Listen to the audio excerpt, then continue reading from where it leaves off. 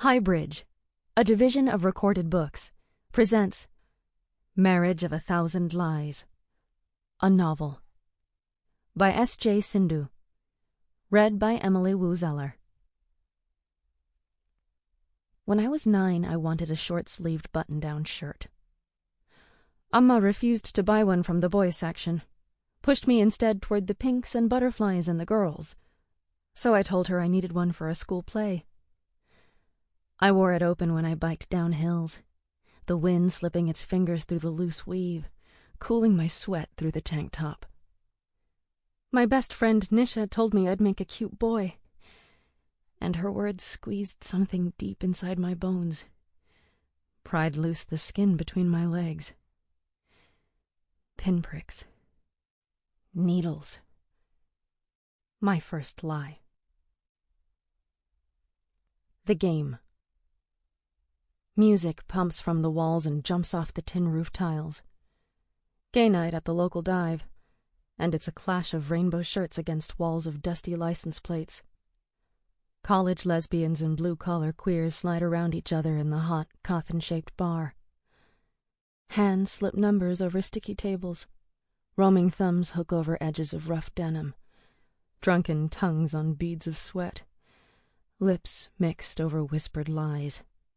Skin on skin without room for truths, and this is why we're here. 2:00, Chris says. Don't look. He leans my way over a tall, spindly table and sips his Long Island iced tea through a stirrer held between his teeth. His hair, which he grows out into a swoop over his left eye, falls down between us like a curtain. We've both taken off our wedding rings. Mine rests in a tiny glass tray in our bathroom. Chris's is placed carefully on his nightstand next to his multivitamins.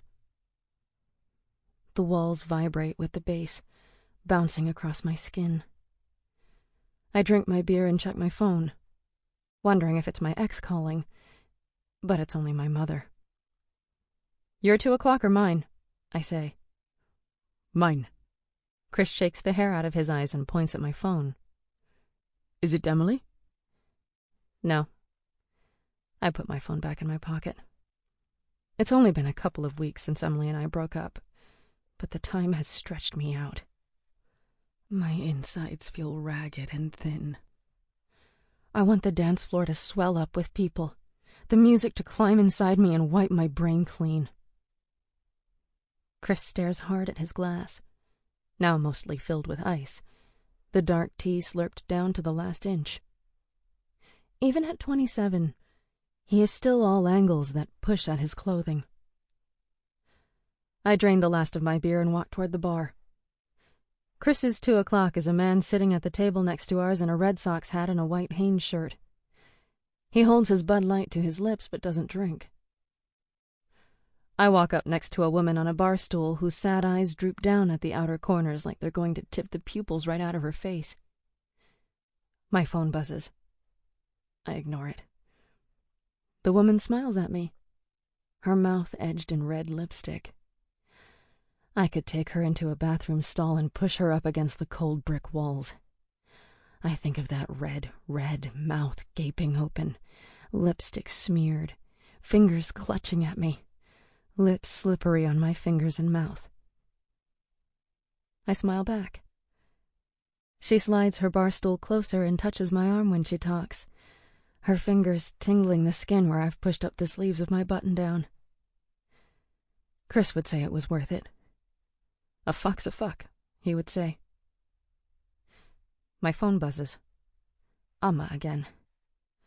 I leave the woman smiling and walk back to where Chris is standing, stirring the ice in his glass around and around. This is the first time we've gone out in months. My unemployment and his busy work schedule as a second-pass message editor for a greeting card company keeps us out of the bars and at home doing normal married people things like Amma always wanted. Chris spends his nights trying to write his own greetings and staring at the cards framed over his desk, the few he got published when he first left engineering and started in this business.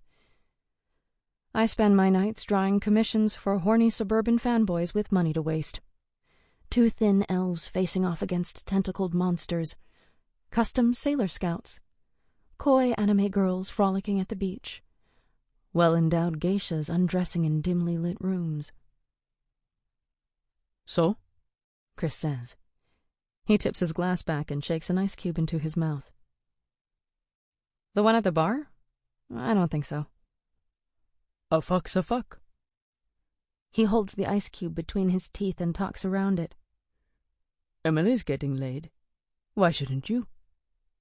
Shut up. I wish I had bought another beer so that I'd have something to hold on to, so that the cold of it could take my mind off the ache in my stomach. My hands grasp at the air. The man in the Red Sox hat stares hard at Chris through the darkness of the bar. Emily was no Nisha, Chris says. He raises his empty glass. To Nisha, your oldest and truest. I feel the outline of my phone through my pocket and think about calling Nisha. Red Sox hat seems interested, I say. He's drinking a Bud Light. A fuck's a fuck? I haven't spoken to Nisha since my wedding. Haven't had a meaningful conversation with her since we graduated from high school 4 years before that. I tap my fingers on the table. What would she say if I called her now? He's not bad looking. Chris tucks a piece of hair behind his ear and looks again at the man, letting his gaze linger. He crunches down on another ice cube. He's coming over. Red Sox hat puts his enormous biceps on our table, which creaks under the pressure. He's younger looking close up, probably still in his early 20s, still in college. Chris sits up a bit straighter. The man smirks at me and says, Can I buy you a drink? Before I can react, Chris reaches across the table and folds his fingers over my wrist. My phone buzzes. This one's mine, Chris says. Red Sox hat gets up off the table and looks from Chris to me and back to Chris. My mistake. He walks back to his table. I wrench myself from Chris's grip. He puts his forehead in his hands. Sorry, I say. I thought he was looking at you. Chris nods to the table. I rub my wrist where he held it. We have an agreement that he'll intervene if guys hit on me, but he overdoes it. I knew these boots were a bad idea, I say. Chris had picked them out. I look straight. How's this for a greeting? Roses are red, violets are blue. Is now really the time? Every guy I like just wants to sleep with you. Wonderful. You should write greetings for a living. Chris lifts his head up and catches my eye. We laugh at the same time. Our heads tip toward each other and we clutch the table for support. Some of the thinness inside me fades. I feel almost solid. Back in our 2-story cape outside of Bridgeport, Chris and I run on autopilot like we do every night when neither of us is getting laid. I track down one of our favorite Indian movies in a stack of DVDs on top of the TV. The cases lost or in storage or thrown accidentally into the recycling. Chris noisily makes Maggi noodles on the stove. We act against a backdrop of crawling orchid wallpaper with curtains and light switch plates that match seamlessly. The talk of painting when we first moved in gave way to an affectionate tolerance for the pantheon of flowers that fly awkwardly across the walls, the permanently clogged fireplace, and the bathroom where every surface is mirrored. Chris's favorite place to shower with his rotating collection of boyfriends and hookups. We settle down in the dark with our steaming bowls of Maggi. Chris leans his head on my shoulder and we watch Kajol, the heroine, run around somewhere in Europe, snow-capped mountains behind her, while wind rips through her sari and scatters it behind her like a flag. The whole song sequence is a dream in the hero's mind as he stares at the full moon and strums his cittern, depressed that the girl he loves is getting an arranged marriage. His balding father sits down beside him, squints at the moon, and tells him to go after her. The bride belongs to the man who brings her home, he says. Chris's phone rings. It's Leila Auntie, he says, handing it to me. I pause the movie and get up from the couch. Leila Auntie is the woman that my father married after he left Amma. I can never talk to her sitting down. Her voice on the phone is hushed in a tone she hasn't used since my second oldest sister Vidya ran away with a black man from Kentucky. Lakshmi, she says, you are home, no? Leila Auntie adds no to the end of all her sentences, residue from her British schooling. I hate her voice. I'm home, I say. I walk into the kitchen. My feet slip with sweat. You should call more. I've never called her.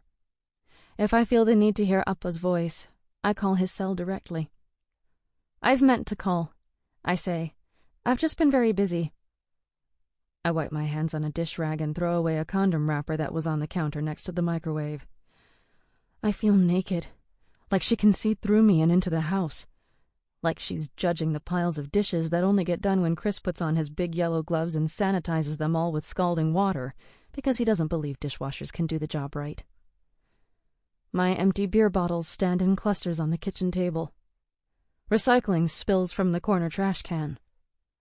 Leila Auntie would faint if she could see it. Leila Auntie coughs. I have some bad news, Lucky. I pick up a cup that may once have held tomato juice. It slips and lands with a thud against the stainless steel sink. Your grandmother is in the hospital. You need to come home, no? I drive to Boston that night. I miss the city. Muggy air billows from the mountains and seeps into the car. Dingy clouds hang too low over dry patches of grass. Mass Pike plays hide-and-seek around tufted green hills. I always forget how narrow the streets are in the old towns just north of Boston. How you can almost stick your hand out of the car window and ruffle the next driver's hair. Speeding in Winchester feels like scraping the edge of a cliff. Moment after moment of narrow escapes and near disasters, chasing the turn of the road, inches away from being swallowed by the night and not caring one bit. One flick of the wheel on Arlington Road and a cold lake awaits. Who do I have to live for? A crash bang and blackness. A final note that sounds oh so good and true. Amma's house sits at the end of Emerson Drive in Winchester. The house my parents bought before Appa got tenure at Northeastern, before Amma finished her dentistry certificate. A tiny Cape house with powder green paint peeling off the siding. Nestled in between other 100-year-old houses with damp, unfinished basements that flood every spring with the river. This block is the cheapest in town. Through the lit window, I see Amma sitting in the kitchen waiting for me. Leila Auntie and Appa are there too, milling around our old house like flies. Amma has her face in her hands. She puts her elbows on the blue Formica kitchen island, wearing one of her usual cotton nightgowns that button all the way down over her thick body. Her frizzy gray hair is pulled back from her face. I enter with my key. Everyone turns toward the door, but no one moves. Appa's thinning hair is dyed black, his skin leathery from his youth in Sri Lanka, dark and tough. He stands at the bottom of the stairs with his hands in the pockets of his pleated khakis, wearing a blue sports coat that's starting to rub down to periwinkle at the elbows. Beside the faded orange walls of our kitchen, he seems softened. Not diminished, but simply worn around the edges like an old photograph. A thin scar snakes down his cheek. When I was little, I liked to trace its raised ridge with my finger and ask how he got it. The story changed every time. "You cut your hair again," he says. He says it every time he sees me, though I've had it short for years. He clears his throat. He's picked up smoking again. Leila Auntie eyes the two of us before she laughs, a high, tittering giggle that sets my teeth on edge, and comes to hug me. Her hair, as usual, is plaited modestly at the back. Her heavy gold earrings scratch my face when she pulls me close to her sandalwood scent. I stand there until she stops. "You're too thin, dear," she says. "But beautiful as always, no." She pushes my bangs out of my eyes and rubs my cheek while I try not to pull away. Amma clears her throat. Leila Auntie shrinks back. Amma's hug smells like vanilla cake shampoo. Every year for her birthday, my sister Vidya sends this shampoo to Amma. No return address.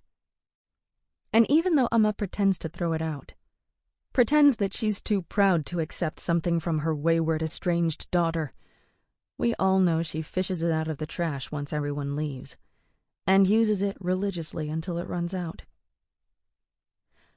Amma sits me down on one of the 3 stools at the kitchen island.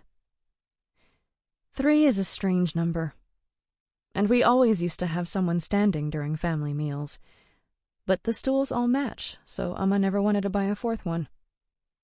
She starts to make tea on the stove. "I can do that," I say, getting up from the stool. She waves her hand. No, no. Your tea is terrible. I sit back down and wait for her to tell me about grandmother. The news comes in little spurts. Amma speaks to the pot in which she boils the tea, and later to the cups as she stirs in the sugar. She fell down the stairs. She's getting so old, you know. Amma pauses with the clink-clink of the sugar spoon against the ceramic cups. We went to the hospital. Clink-clink. She's fine. Upstairs resting. Leila Auntie studies the picture wall of my family's frozen smiles. She stands for a long time in front of my oldest sister Shyama's wooden plaques from high school. 4.0 GPA, National Merit, National Honor Society, Honor Roll all 4 years. Framed pictures of Shyama graduating cum laude from Columbia, getting married, receiving her master's from NYU, holding her newborn son. Pictures of my second oldest sister Vidya stop around the time she graduated from college. She wears tight clothes in her high school pictures, the prettiest one of all of us with her curls and Bollywood features, posing next to her sculptures and paintings. Photos of me are all braces and thick glasses, knobby knees and 2 sharp elbows. Except for the one of me in my Bharatanatyam dancing costume, shining with gold thread and jewelry surrounded by a gilded frame. Giant, almost life-size. It's the one picture where I don't look awkward or gangly. I'm svelte, feminine, almost sexy. Silk pleats pooling between my legs, my body in an impossible pose of movement. The dancer. The black sheep. Fucked from birth. But the me in the pictures didn't know it then. Amma puts a steaming cup of tea in front of me. My glasses fog up. I wrap my hands around the cup and soak the warmth into my skin. This was a close call. Amma takes her own cup of tea in a chipped mug that says, "Number 1 Dad," and takes a sip. Appa picks up the other 2 cups and gives one to Leila Auntie. They get tea in delicate flower-printed teacups, which Amma reserves for guests who aren't family. Leila Auntie goes back to studying the photo wall. Appa rubs nervously at his mustache, which he's forgotten to dye black. It would be nice if you stayed with your mother for a while, Lucky. She needs the help. He clears his throat and brushes down his mustache. He rocks back and forth on the balls of his feet, something he does when he's ready to leave a place. Leila Auntie pretends not to notice. Instead, she stares at a picture of my wedding. Chris and me looking like we're about to start laughing. Chris in his white and gold turban. Me dolled up in a thick red sari. Us looking at each other, sharing what my mother thinks is a moment of love. My tali, the thick gold chain that Chris tied around my neck to signify our marriage, glints in the photo. The light of the flash reflects off the tali and onto our skins. Leila Auntie tips back her teacup and drinks fast, her neck ballooning out every time she swallows. The silence gets thirsty, settles on our shoulders like a winter coat. Let me tell you something about being brown like me. Your story is already written for you. Your free will, your love, your failure, all of it scratched into the cosmos before you're even born. My mother calls it fate, the story written on your head by the stars, by the gods, never by you. Everyone is watching you, all the time, praising you when you abide by your directives, waiting until you screw up. And you will screw up. I coasted by for longer than most people. Most stray early, dating in high school or wearing the wrong clothes, maybe piercing something they shouldn't, drinking like hell in college. But then they shape up, put on a suit and go to their big kid jobs in the swanky part of town, play middle management at biotech and engineering firms, or go to med school. They get married to other brown people and pop out some brown kids, buy a nice cookie-cutter house, and everything is forgiven. As long as you follow your directives in the end, no matter how many lies you have to tell. But here's the truth. I'm still lying. When Appa and Leila Auntie finally leave, Amma washes their teacups by hand and puts them away in the cabinet that needs a fresh coat of paint. I walk up the navy-carpeted stairs to my old bedroom where grandmother now sleeps. It's a long, narrow blue box with 2 gable windows that cut through the slanted roof. My old computer, the bookshelves that used to hold my textbooks, they're all still there, resting heavily against the walls. Even my wrought iron bed that's gritty from too much dust. And if I squint through the darkness, my sister Vidya's high school final art project, a metal sculpture painted bright orange, sits where it always has on the window ledge. I can just make out a mound under the blankets, rising and falling with grandmother's breath. I watch until my breath matches hers, then sneak back downstairs to help Amma wipe down the kitchen counters before bed. The carpet soaks up my footfalls like sand. Grandmother gets up early the next morning. By the time I come downstairs, she's sitting on a folded chair in the living room, watching a Tamil news show about the American election. On the screen, Obama smiles and gives a speech about healthcare reform while Tamil subtitles scroll underneath his face. Grandmother hunches from age, her skin melted into many little wrinkles. Her smile reveals 3 missing front teeth, one more than the last time I saw her, and a mouth permanently stained red from chewing beetle leaves. She was a beauty in her day.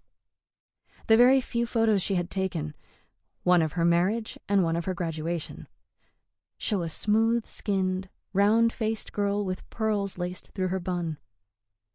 She wears a grand sari and smiles coyly into the camera. When I was little, I thought she was some kind of heiress. She laughed and set me straight. "Those are plastic beads in my hair," she said. "And that's a simple cotton sari." For weeks I stared at the photo, wondering how the camera could transform a working-class girl into a princess on the page. I bend down and she kisses me with one long sniff on each cheek. She smells like baby powder and beetle juice.